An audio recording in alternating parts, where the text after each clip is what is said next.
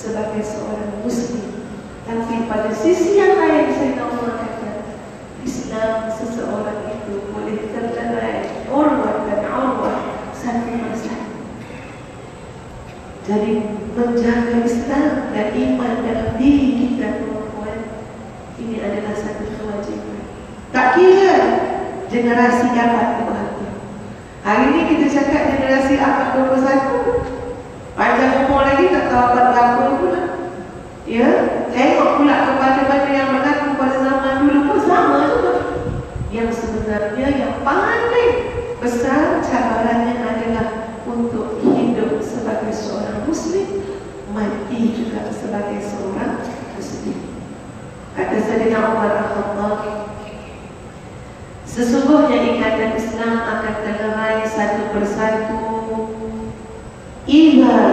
apabila nasya'a fil Islami man lam ya'riful jahiliyah.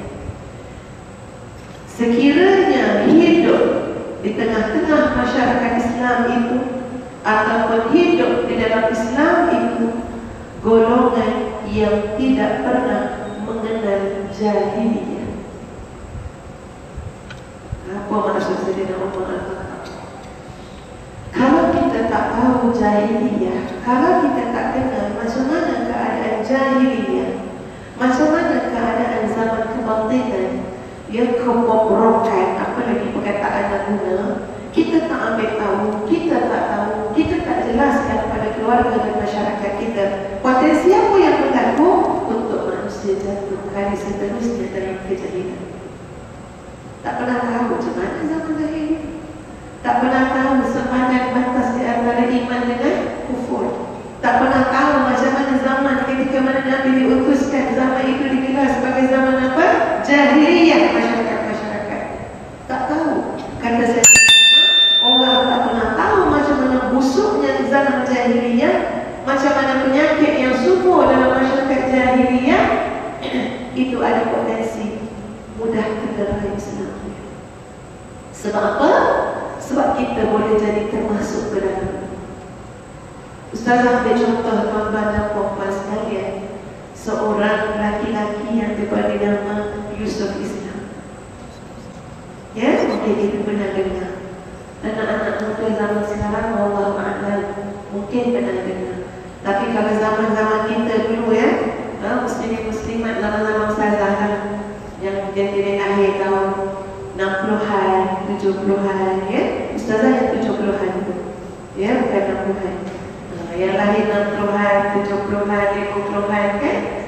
Kita macam biasa, ya, dengan nama Cat Stephen, ya. Ini macam nama yang dia angkat-angkat lah. Wajib. Ustazah rujuk tuan-puan, apa sebenarnya yang berlaku kepada Yusuf Islam? Apa yang berlaku pada Cat Stephen ni? Ya? Jadi, subhanallah, muslimin-muslimat sekalian, sejarahnya, Cat Stephen ni adalah seorang artis, kan? Penghibur yang pencapaiannya cukup membanggakan dalam bidang tersebut. Bab duit ni, bab kemewahan, bab populariti ni, itu semua tak payah dipikir panjang lah. Itu memang hidup dalam duit, hidup dalam kemewahan. Bahkan masa saya baca satu kitab yang perempuan, macam mana kitab tu cerita, buku tu cerita tentang kebahagiaan. Tapi dia ambil kehidupan orang-orang barat, termasuk juga yang penghibur-penghibur Mesir, Umi Kalsum dan sebagainya, disebut dalam buku itu. Macam mana dari sudut populariti, dari sudut duit, dari sudut harta benda, ini melimpah ruah. Siapa nama satu artis tu? Marilyn Monroe ada. Madonna ada. Madonna ke Maradona? Madonna, kan, ya? Madonna, harta dia dalam satu tahun pernah mencapai 130 juta.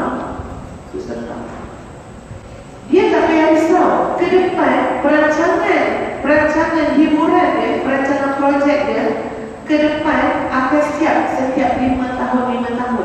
Di mana setiap tahun tu ratusan juta. Aduh, tidur dalam duit, berenang dalam duit, tapi tidak menemui ketenangan. Sama macam duit, harta, populariti, ya, pujian, ini kehidupan dan sebagainya kehidupan. Tapi dia kata, ada satu ketika, satu hari Allah uji dia dengan sakit. Sakit di hospital, masuk hospital, tuan-tuan sekalian, dia kita rasa dia kehilangan. Semua itu tak ada nilai, orang sakit. Duit tak ada nilai, ada orang sakit, kita tak tahu. Ya, tak boleh makan apa, teruk lagi sakit, makan nasi pun tak boleh. Masuk pun hidup, tepuk pun leher, tak kira, duit 3 bilion, tak boleh makan nasi, tepuk kat leher. Masuk paling cair, makanya paling cair, tak ada nikmat apa dah, tak sedap apa dah. Jadi kata Cat Stevens, masa saya duduk ya, macam-macam orang bagi motivasi. Termasuklah abang saya yang sulung memberikan sebuah Al-Quran pada saya. Dan ketika mana waktu sehat, saya tidak ada masa untuk semua itu. Tapi pada waktu saya sakit, saya ada masa untuk baca apa saja yang orang bagi kepada saya. Dan saya mula membuka kitab yang diberi oleh abang sulung saya. Berpadukan kepada Quran yang ada terjemahan, tuan-tuan sekalian, kata Yusuf Islam, saya langsung kaget, langsung teruja. Ustaz teringat, tuan-tuan sekalian, Rasulullah SAW pernah yang dikatakan oleh Bilal. Rasulullah SAW maknanya diperhatikan oleh sahabat-sahabat. Memang apa je yang Nabi buat, dia sahabat perhati, maka perhati. Jadi dia kata, satu ketika itu Nabi baca Bismillahirrahmanirrahim, rumah bakar. Kemudian Nabi menangis. Nabi baca lagi Bismillahirrahmanirrahim, rumah bakar. Kemudian Nabi berhenti dan menangis. Nabi baca lagi Bismillah, rumah bakar. Kemudian Nabi menangis. Jadi selepas itu sahabatnya bertanya Nabi, ya Rasulullah, aku dapat engkau membaca Bismillah, rumah bakar, kemudian kau menangis. Kemudian kau menangis, ya, tabki, kamu menangis. Kenapa? Lalu jawab Nabi SAW, sebab aku menghayati dengan nama Allah yang Maha Pemurah lagi Maha Pengasih. Tengah-tengah aku baca itu, aku terfikir, terasa, macam mana boleh ada manusia yang dilaknat oleh Allah? Bagaimana ada manusia yang tak dapat rahmat, kasih sayang dan keampunan Allah, padahal Allah Maha Pemurah, Maha Pengasih, Maha Luas rahmat.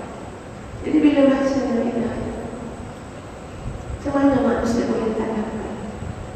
Ya, tak usaha ke, tak minta ke, ya, teruk sangat ke manusia ni sampai di tengah-tengah Allah Azza wa Jalla Maha Pengasih, Maha Penyayang, ada manusia yang jauh hidupnya daripada Allah. Wallahu a'lam. Demikianlah juga yang berlaku kepada Cat Stevens Yusuf Islam. Baca Bismillahirrahmanirrahim, hati yang keras jadi lembut. Hati yang tak ada hidayah terbuka pintu hidayah hanya dengan Bismillahirrahmanirrahim. Muslimin muslimat, kata Yusuf Islam, aku lanjutkan membaca dan membaca sehingga aku buat satu rumusan. Ini kitab apa? Kitab ini menjawab semua persoalan dalam hidup aku. Ini kitab apa? Kitab ini memberikan semua solusi kepada permasalahan hidup. Hampir aku tidak bertemu dalam Quran sesuatu, maknanya hampir aku tidak bertemu adanya masalah hidup yang tidak dijawab oleh Quran. Ini kitab apa?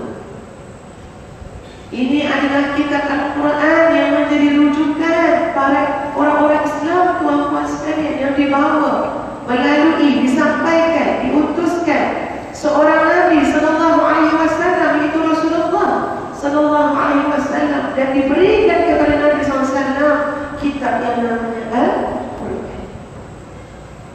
Kata Yusuf Islam, tuan-tuan sekalian, ketika mana aku sudah mendalami kitab ini, ketika mana aku mendalami Al-Quran, aku jatuh kasih, jatuh cinta dengan Quran, kemudian aku pandang keliling ke dalam pula, aku melihat orang-orang Islam tidak ada arah panduan hidup.